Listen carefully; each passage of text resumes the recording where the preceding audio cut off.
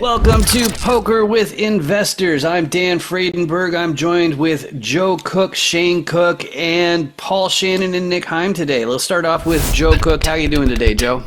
I'm great, thanks, Dan. Excellent, excellent. And Shane is Joe's son. Shane, how are you doing today? Top notch, man. Good stuff, good stuff. And our we've got our other two guests here today, Paul Shannon. Paul, how are you doing? Great, Dan. Happy to be here, man. Looking forward to taking this down. Excellent, excellent. And then we've got our resident engineer, structural engineer, especially in parking garages and that sort of fun stuff. Nick Heim, how you doing today, Nick? Excellent, Dan. Glad to be here. Awesome, awesome. So our first game has already commenced. I see it's Shane's turn to click on one of the buttons there. Oh, we've already got a raise. Okay, it's getting real. All right, I'm game for continuing on this one. So Shane, since you decided to raise to kick things off, do you want to introduce yourself to the audience a little bit? Sure. Shane Cook. I'm a full-time commercial and residential realtor. Also do some development and investing. Joe and I I came out of college to work with Joe, and we built a multi-state foreclosure acquisition and hard money lender before the recession crushed those businesses. And that's when I decided to turn to agency for the day-to-day and development for the wealth. All right, excellent, good stuff, and we're definitely glad to have you. And so, Paul, I see it's you ended up folding because you missed the button. I tried. I don't know how to do it. Well, it gives you time to introduce yourself a little bit to the audience. So why don't you give that a shot there, Paul? Okay. And you can also get more time by ask for extended time in the bottom right-hand corner. Yeah, there's a button. I tried to raise, and I didn't want to raise just whatever the standard amount was, and I didn't know what button to hit there to make it higher. Nice. Anyways, thanks for the introduction, Dan. Paul Shannon, fund manager, general partner, InvestWise Collective. We are involved actively in operations of multifamily, and we also invest passively as limited partners and other sponsors deals. All right, good stuff. And we spend a lot of time going back and forth on LinkedIn. I'd say that's our social media platform of choice. And it's always great to have people in your network who are game for doing some real talk. And that's why I always value engaging in your posts there, Paul. But nothing's more real than engineering and buildings falling down if they're in disrepair. So Nick, do you want to introduce yourself a little bit in that context? Absolutely, Dan. Yeah, so my name's Nick, and I am a structural engineer. And what we do day to day is, we try to make sure buildings don't fall down, specifically parking garages. But as it relates to commercial real estate, what we can and have done includes due diligence for a purchase or even for a sale, assessing the health of your parking structure in particular. And I actually just finished some technical copy on inspection laws, so it's getting interesting out there for sure. So you're saying it's a real page turner, is it? It is. It's a scroller online because you got a scroller. use it. But Right. maybe I'll print it out and then it'll be a page turner. No, yeah, I love it. I love it. And so, is that something that is just going to be published or distributed among clients, or is that going to be like an Amazon book that people can get on their Kindle and all that kind of stuff? I doubt there's going to be an audiobook version. You can go right to our website and check it out before I get nailed with the timer there. Right. Yeah, exactly. Good thing that multitasking is not completely impossible. Well, and you're doing the talking and you're winning. That's not supposed to work that way. So yeah, well, I'm cheating. That's my trick. But no, I don't actually cheat. You know that about me, Joe. But Joe, what better time than for you to introduce yourself and maybe a little bit about equity capital at the same time? I'm Joe Cook. I founded Equity Capital, like Shane said. His and my 25 years, I guess, is pushing in the real estate business in Arizona. 27. I used to be a sponsor in my early life. Then I tried retiring, didn't like retirement. So I started back creating Equity Capital Funding Group, which is a sponsor that raises capital from investors and then places it in structured debt or hard money, depending on how you want to define that. Excellent. And Excellent. that's how I met Dan. We're Right. good. Right, exactly, and of course, people in the audience, they probably know that I'm from the internet, and I basically seem to be crafting this bizarre career where I do real estate by basically playing games with people on the internet. I don't know how I was able to. It's seeming pretty ideal actually at this point. It's pretty exciting stuff, but And you do it all from Canada, Dan, too. That's even more impressive. well, and honestly, it's easier to do all this from Canada compared to when my first gig in the real estate sector. It came from my CRM agency experience. I actually was running an Ohio firm's tech stack from Taiwan. So, when during the winter, it'd be a 13-hour time difference. And let me see here. Yeah, I'm just going to fold on that one. I'm not even going to bother. There you go. But yeah, it was a 13-hour time difference during the winter and a 12-hour difference the rest of the year. And that was a lot worse than trying to do this from Canada. Now I just have to compete with the fact that everybody says a and a boot and live in igloos.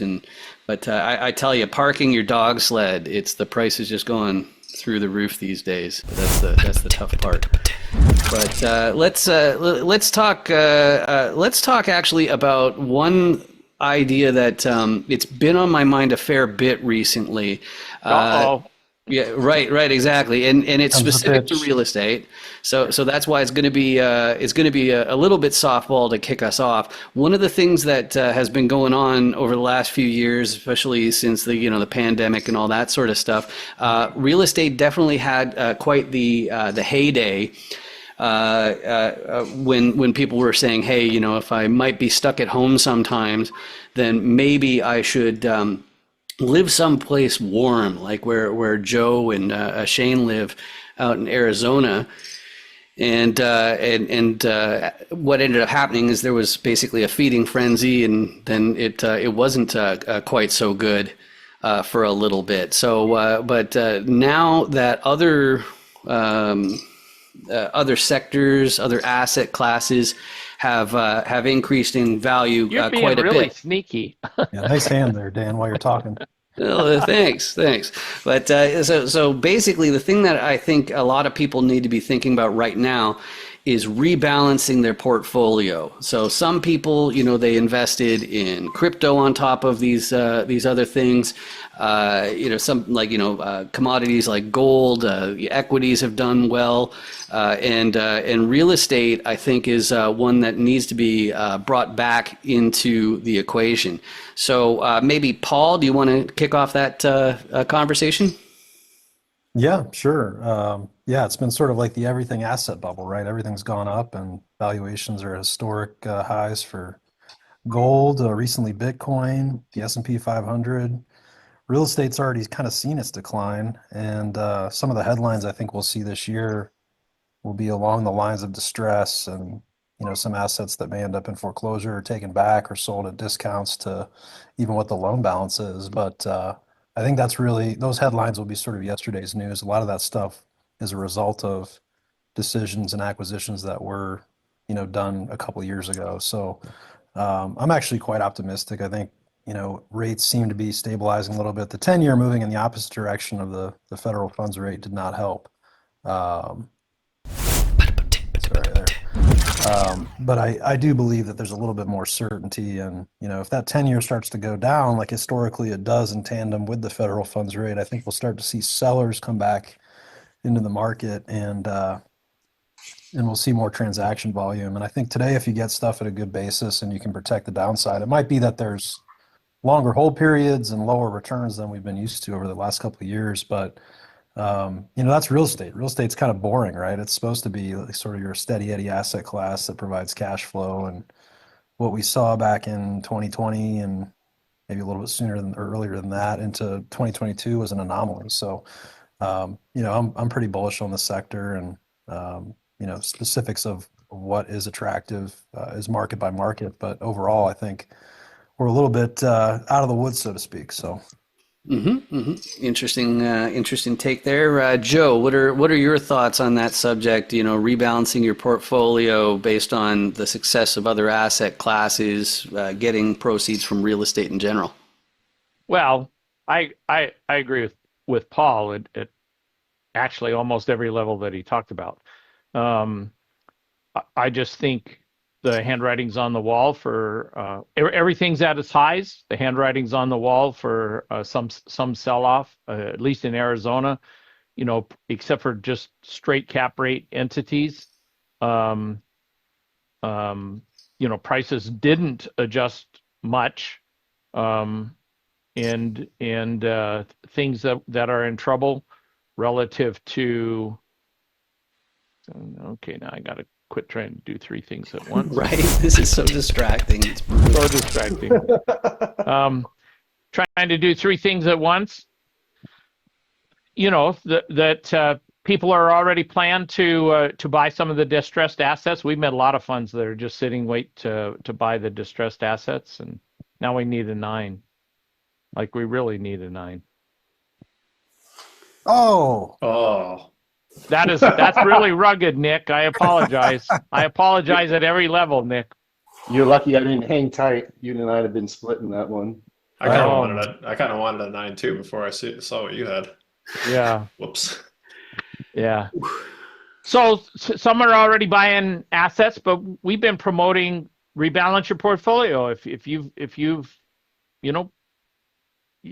take a look at it. If you've got 70 or 80% in stocks and little or no real estate exposure, then you have to think about real estate exposure, especially if you want to be really conservative and just park it there.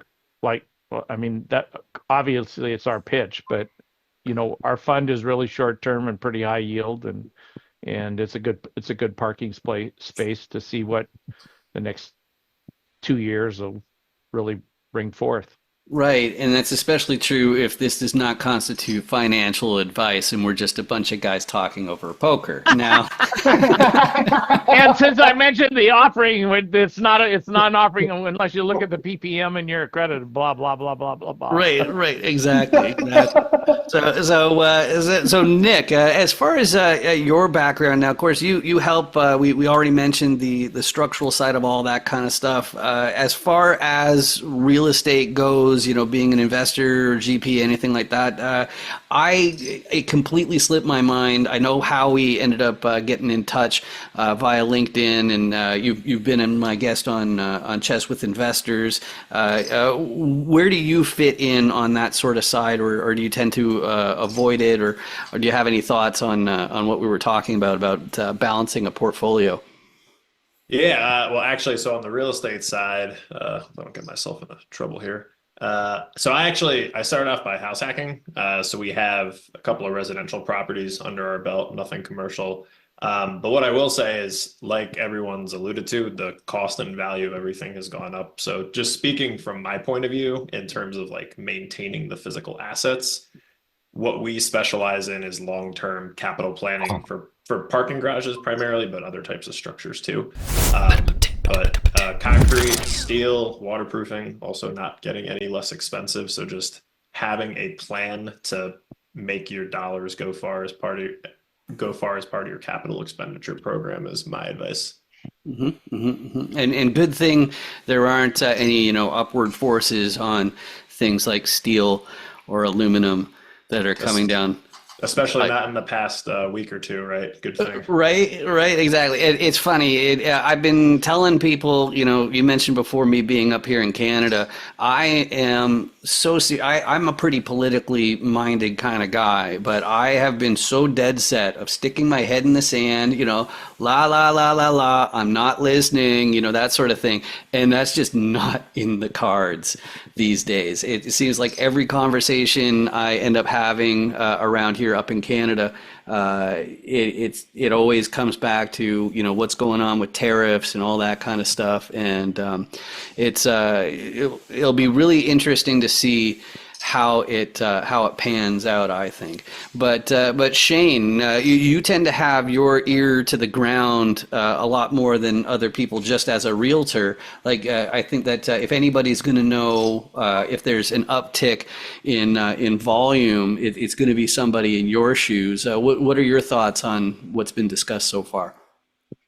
Uh, yeah. So our market in particular, is got some special notes to it that have me still really bullish on real estate and different types of assets here in the valley. We've got some light industrial going. We've got some multifamily going. Although we've built more industrial here than has been built here in a long, long time, it has mostly filled up quickly and gets absorbed quickly. And we're starting to see some of the capital markets look towards those type of assets to buy them out for the cap rates. And although the multifamily's, been a little soft for the last couple of years, it ran really hard before that, and it's still quite solid in our market, really due to just a basic lack of inventory. Even with the high build in the multifamily, we don't have a ton of vacancies available, and even with the huge industrial builds, we don't have a ton of vacancy available. Some very specific markets have some more availability than other. And then on the residential side, that lack of inventory is the same thing, which just the new home builders are all building spec here because they can, and they almost never all build spec because the resellers are still holding on to those 3% mortgages, and they don't want to move up to a 5 or 6, 7% mortgage. The new home builders can mitigate that some, so there's some activity in the marketplace. But locally here, I think a lack of inventory will continue to drive, especially with all the employment that's coming here from the CHIPS Act and different things like that. Excellent, excellent. And so proving once again that I've stacked the deck somehow digitally. I got lucky on that one once more. That was actually one of the things that I liked about the idea of playing with the computer's assistance is that nobody's actually touching the physical deck like you would be if we start filming this around a table.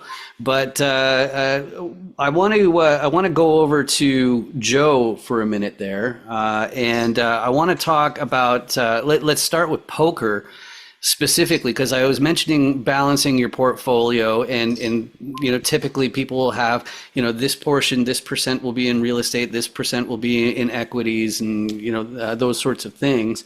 Let's see here. Okay, it's that one. Should be in this one. I flopped the straight. Oh wow. Oh, there's more than 2 people in the hand. You're not supposed to tell that. Oh yeah, but we're not that serious. Right. It's for fake internet points. Joe is that serious. They say I have no sense of humor. Oh, Okay. Man. What were you asking actually, me? What were you asking me now that you're trying to think? Yeah, You right. talking. I was Now that you're trying to asking. think. So I was talking about risk as a portion of your stack, and we'll start with that for when you, like, even though you went all in there, it shows that if you have the cards, you should still definitely do that. So let's do the poker theory first before we get into how people generally accepted wisdom for investments. So Joe, as far as let's say, I guess if I put a number to it, maybe you want to frame it some other way. If you've got a hand that's in the top 50 percentile, then what sort of portion of your stack do you think isn't just straight out folly? Let's see here. So who's doing that? Okay. Well, I don't know how much Paul or Nick has played. I know Shane has not played a lot, and I know you play almost nothing. It's more relative to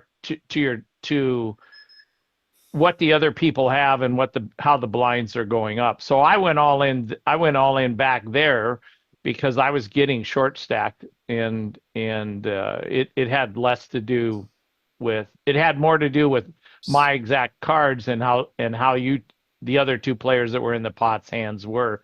They're usually not going to call unless they have a made hand, and it looks like everybody's fishing for a made hand other than the one Shane folded. So yeah. did that answer your question, or did it adequately duck it? No, it answered my question, and I was just shocked that I absolutely dodged a bullet on that one. I had a pair of fives, and it's clear that that wouldn't have gone very well. I did end up. I also took the cue. It's like, you know what? Paul doesn't hit me as the kind of guy who just, all willy-nilly. I'm sort of in desperation mode after Nick handled me on that last hand. I was trying to bet, I couldn't decide, and then I ran out of time, so I said this time around I'm just gonna make sure I know that I'm in the hand and do what I can to stay alive here. Well, he got me the very first time that he interviewed me before we were working together, and I thought, holy buckets, how do I possibly converse and play this silly game that he's got me going on? So Right. Well, I like the idea of having people's true colors show, and I find that, well, I guess there's something to talk about as well. Is like somebody says they've never lost in real estate and they've been in it 10 years or more. What do you think? Let's start with you, Nick. Well, I guess it depends where the line for never losing is. I guess how much you have, but I mean, from everything that I see and read, it's kind of like you got to take your licks, and that's just the name of the game. Shane, how about you? You hear somebody says they've been in real estate 10 years, they've never lost money. They haven't taken any real risk. They haven't taken any real risk. Paul, what are your thoughts? I'd say it's unlikely. I guess it depends on how active they are and how many transactions they're doing. But I think 10 years is quite a long time to have a clean track record. So I'd certainly have some questions around that. Yeah. I think it's suspect. Now, Joe, you've got my favorite saying when it comes to that, and I know that Shane was actually the one who put the words in your mouth back when I was in Phoenix, which is that people haven't had their tail twisted. So what are your thoughts? I guess like how long can somebody be in real estate without having their tail twisted?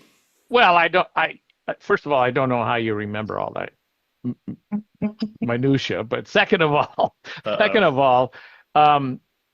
even if they haven't taken a bunch of risk today, if you bought multifamily at 3 caps in Arizona, you're upside down. You just haven't sold it yet.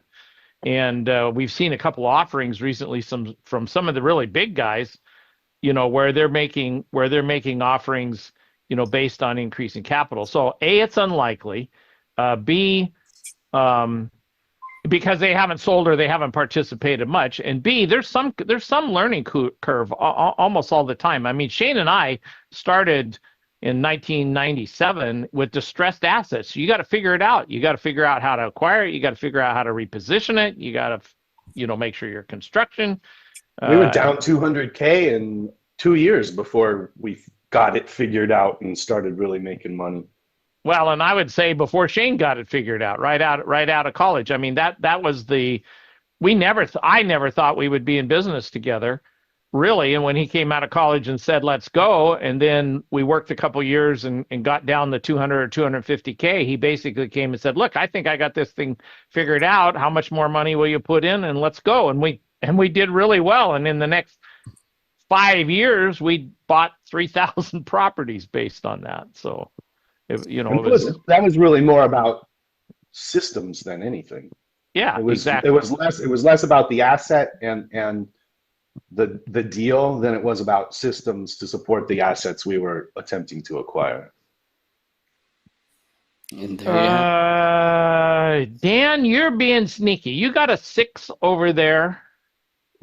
Yeah, I'm having trouble. Do you have a 6? Dan, do you have a 6 over there? My eyes are kind of fuzzy. I'm not sure. We're not playing Go Fish here. Dan's got pocket sixes. There's 5 6s in the deck. It's ridiculous. There you go. You got the full house. I got the minimum because I was sure you had a 6, and you let it go. I should have bet on the river. I should have bet on the turn. True enough. All right, so let me see. I think that one can go. So you've got this one subject raised in there, which is my next one on my list of topics to go through, which is regions and regional influences. And I have to confess, the smartest thing that I ever was told inside real estate, it was, well, Joe, you were mentioning about how you were surprised that I was able to remember, like the fact that it was Shane was using the term tail twisted, and we were around the table at Jamie's, and that's kind of how I am. It's I'll remember these little specifics, and when it comes to being book smart, it's easy for me to learn theory compared to the average Joe, present company accepted, of course, right? No pun intended. No pun intended, exactly. This one, I'm just what? Cancel check. Behave yourself. Right, exactly. So the smartest thing that I heard, I was asking somebody, it's like, all right, so what do you really find is the big distinguisher between what you learn when you're being coached in real estate and what the reality is once you're up to your eyeballs in it. And the quote that they said is that it's hyper local. So when you're getting taught about real estate, they're talking about national trends, like this is vacancy is up and or rents are down or that sort of stuff. But none of that really applies unless it's in your backyard. That's the smartest thought that I had. So that's why I wanted to, or I'd ever heard. And so I'll start off with you again, Joe, which is that, like, when you're thinking about regions and regional influences, I'm totally fine if you want to tie this into the fund and where we're focused in lending. But what are your thoughts about regions of real estate and regional influences these days? Well, that's maybe an easy, maybe a complex answer. I've never tried to chase. We've never tried to chase like the momentum in a region. I mean, in Arizona in particular, from about 2015 to 2020, if you were chasing multifamily in Arizona because of the way the market looked,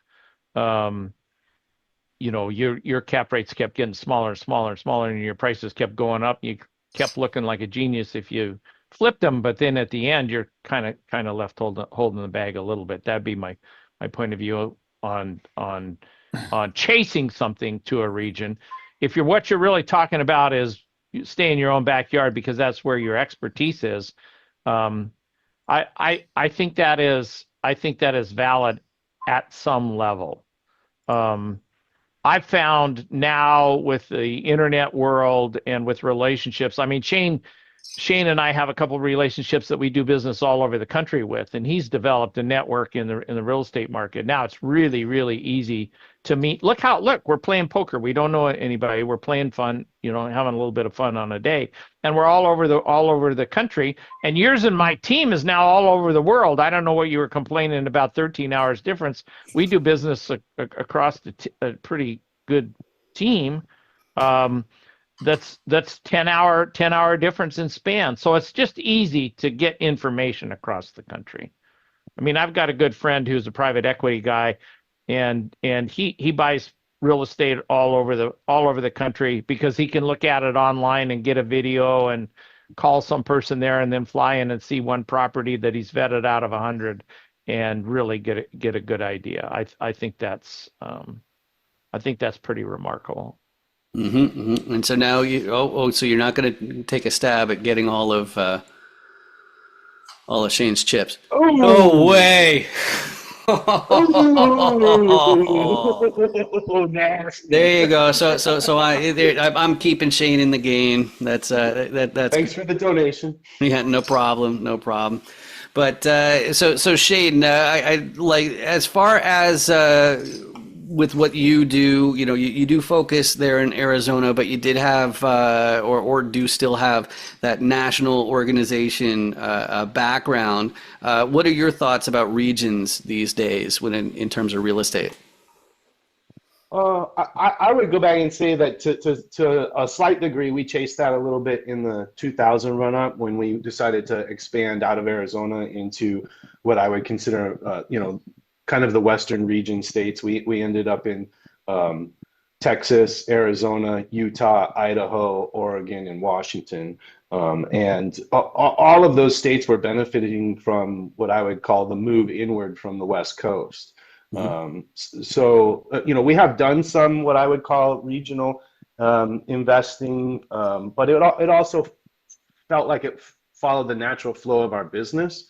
Um, and so today I don't really look at it too regionally, but I still like that everything just in from the West Coast. And then from a logistics standpoint, Texas and Arizona have taken so much of the logistics out of California, it's not even funny. Mm-hmm. Mm-hmm. Good thoughts. So I still like those areas, substantially more than thinking about going to the Midwest or the Northeast or anything like that. Makes sense. Makes sense. So, Paul, especially as a fund manager, it has to be constantly on your mind, thinking about these different regional trends, where to go, and of course, at the end of the day, it's got to be a question of legal recourse, how well you know the sponsorship team. But what are your thoughts? What are some things going through your head? Well, it hurts my heart that Shane doesn't like the Midwest. That's where I am. So, Well, I came from Minnesota and Wisconsin, so smart guy getting out of here. that cold is brutal. Yeah, this time of year, I'm telling you what. Yeah, I would say like the general sort of mindset I have is that uh, no, I'm not going to play that. I think, every market has its unique challenges and unique opportunities. I think knowing your market, if you're in that market really well, is an unfair advantage. So even some of the markets that are having some issues right now, if you're an operator in that market and you know all the brokers, you have relationships with the lenders, you know the property managers, you have access to off-market deals, you get first looks before deals hit the market. Um, all those things are unfair advantages that could lead to anyone being successful, even given headwinds that are in place. So first, I'd say any market that you really, really know well and have an unfair advantage in, you can do well in. Now, just from speaking from a general standpoint, um, the Midwest is pretty steady Eddie. We don't get huge run-ups and we don't have big downturns. Over the last couple of years, rent growth has been really strong here and it's been consistent. There hasn't been as much building. So I still like this area of the country. I think especially there's just not many projects that are coming out of the ground today. So once some of the deliveries that have come to market get absorbed, there's nothing coming online in 26 and 27, and there's positive growth trends in a lot of the cities in the Midwest. So I think there's a story to tell about that. Um, Other areas of the country, the Sun Belt is going to be strong. I just think there's going to continuously be people that are tired of cold weather and want to move south. Florida's got some challenges with insurance and um, the hurricanes that have been hitting more regularly lately. Yeah, and Um, not to mention Florida man. You have to look out for Florida man all the yeah, time. See, Nick knows what I'm talking about. You always got to look out for Florida man. Ohio man's a close second, Dan. I think they're related, to tell you the truth. Well, I think that's because of the Gen Alphas, Skibbity, Sigma. I don't even know what I'm talking about, but yeah, this is So just all a bunch of. So Dan, can I interrupt Please do. your mode of questioning? Sure. Nick got knocked out, and there's a subject I'd like to hear from him in particular if he'd like to address it. Nick, one of my very best friends, the friend I talked about that buys real estate all over the country, he lives in Florida, happens to live right in I think it's Brickell, right in downtown Miami. Um, he with the law change in Arizona where you're being forced to um,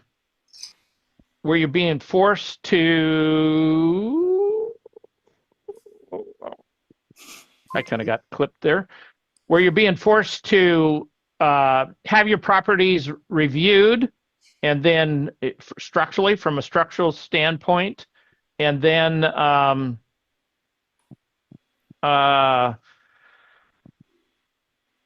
then the homeowners associations either have to put in a reserve or to do the repairs. I mean, that kind of mass. I mean, you're talking about 50,000 properties or some crazy thing like that. You said Arizona, but you mean How does- Florida, right? Florida. Yeah, in Florida. How do you think about that as a structural engineer in your business? And B, what are the ramifications really? I mean, that's a whole new industry basically for you that's a forced set of circumstances. And I just really like your thoughts on either the market or your own business generally along those lines.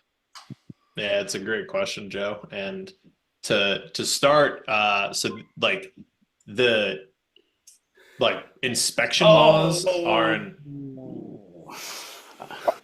That's me dun, toast. dun, Oh, dun. or not. Oh You my got God. so lucky. Oh my gosh. You got so lucky. Payback is rugged. Payback is rugged. Oh, I guess I deserve that. Holy smokes. That was something. That was brutal. Oh, go ahead, Nick. Yeah, so After the idea of inspection laws aren't new, but the idea of then essentially enforcing them and then requiring HOAs and other associations to have reserve funds through the reserve studies and carry funds to do maintenance essentially. That's a little bit newer, but the thing I think you're going to find is you're going to find a lot of deferred maintenance, especially in these buildings that are close to the coast and are older. And I mean, and that was all spurred by the collapse of the Champlain Towers in Surfside, Florida. Sure. And That's a lot of money. so for structural engineering as a business, I mean, right, like any law that mandates, that these buildings need to be looked at it's good for business, but you also want to be cautious because you don't want to be someone parading the horn for what ultimately amounts to an extra expense for your clients, especially if, they weren't planning on doing that anyway and had it forced upon them. So I think it's a good idea for the safety of the public, particularly in these older structures that may have issues that aren't brought to light without inspection, because if you don't inspect, you don't know. But I can also understand from the owner's point of view as hey, I'm just it's just another expense that I have to add on and account for. Well, okay, so now take it from like my friend and I are both pretty high risk kinds of speculators. Well, he's a little more conservative than I am, but we would like the inspection because some of those buildings should be torn down. And it leaves an opportunity for development where development might have been restricted on one side of the coin. On the other side of the coin, some of them that need to be, that potentially need to be saved, which I did a subdivision here that wasn't structural, but it was actually infrastructure kind of thing. Hold on, I gotta put my position in here. Infrastructure kind of thing. Then you have a real opportunity, that it only takes 120,000 a unit to repair it, and although people are not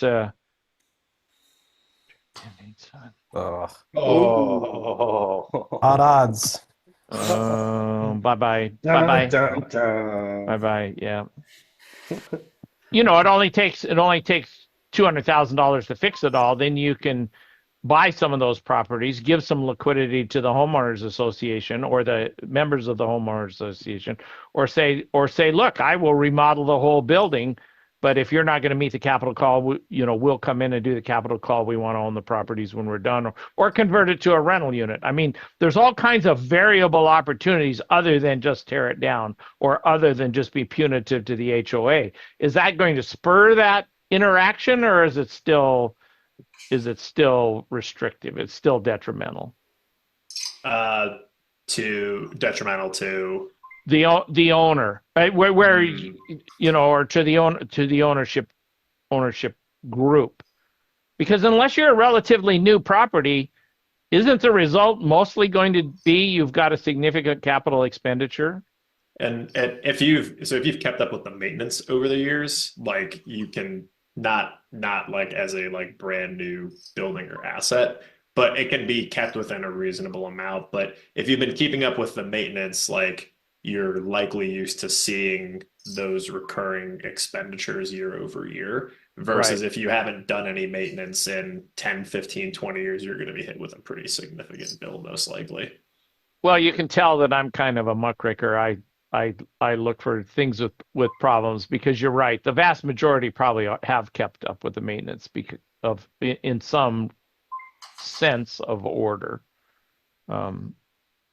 I just didn't know what that whole market was like. Okay, so I'm done with my interrogation of Nick.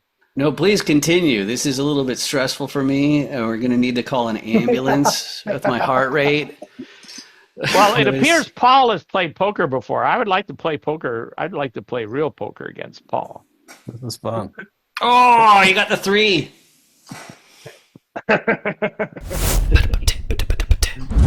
Oh, and there you have it. Oh, you still got money I'd there, say man. the challenge also becomes with some of these structures is like sometimes until you get into construction, you just don't know what you're getting into unless you want to spend a lot of money on destructive testing up front. Right. And many owners opt not to, and we you know, based on experience and past jobs, we just take our best educated guess and move forward. But having a team that, you know, as an owner, like keeps you updated and is transparent with like what they found, what's the unit pricing to do X, Y, or Z, is important because like once you're in construction, there's no turning back at that point. Oh, Right. Oh boy. Right. Oh, you got this. No. Queen don't help you now. It doesn't Yeah, help. the queen don't help you. No full house. All right, so this is Well, the that time. timing was a little better, Dan. We've been experimenting. I mean, the very first one we did was like an hour and 20 minutes or something, and we thought, well, Yeah, it was people about aren't an going to hour. want to do that. So Right, exactly. But to wrap things up, we've got to make sure that everybody knows how to reach out if anybody has been watching this episode and been thoroughly enjoying it. Of course, I should mention my public service announcement, which is that if you've been experiencing searing eyeballs while you've been watching this, it's probably because of the hideous subscribe button that you can hit that's way down there, and it's free, and it just means that those deadbeats at YouTube start paying for these videos instead of me and Joe. But as far as how to reach out, Nick, I know you're highly active on LinkedIn. Is LinkedIn the best way to reach you? You got it, Dan. Nick Heim PE on LinkedIn. All right, excellent. And Paul, is it also LinkedIn, or is there a website that's better, something like that? Yeah, LinkedIn is great. Love to interact there, or investwisecollective.com. All right, and congratulations. And Shane, how about you? I know that I think you're more active on Facebook than on LinkedIn, but what are the best ways to reach out? Yeah, I'm on both, but more active on Facebook if you're going to message me or something like that. All right, excellent. And you can get on Joe's calendar to discuss these different offers that we have to accredited investors. The debt fund that's based out of Arizona. It's a very exciting thing. That's at acfg.us. If I've got my act together, there should be a QR code or some sort of thing on the screen right there helping you out on that. Joe, is there anything else you want to add before we give everybody else the rest of their day? no, they can just reach out to you or me, and we're both on LinkedIn, and you and your QR codes have worked pretty well, so we're good. Excellent. Thanks a lot for watching, and thanks everybody for joining. This has been fantastic. Thank you, everybody. It was great. Nice meeting you, Paul and Nick. Have a good one. Yeah, Likewise. great to meet you guys. Thanks, Dan. My pleasure. Does nothing but put more money in the pot. Right. If we talk about just the investor side, I mean, Shane talked about the sponsor side a little bit. I'll talk about the investor side. Okay, so you want the most money in terms of return with the least risk. All right, you want to do it yourself, you can go get 13 or 14%. You're going to do all the underwriting, it's not going to be passive. If you bet, probably not. I think I'd have to bet at least 2,500 before they fold. And the pot is 4,000. 4,000. Yeah, I think you're right, but I'd rather just check. Okay. First position, you have the right of collection and the right of foreclosure or sheriff's sale, well, wherever you're at.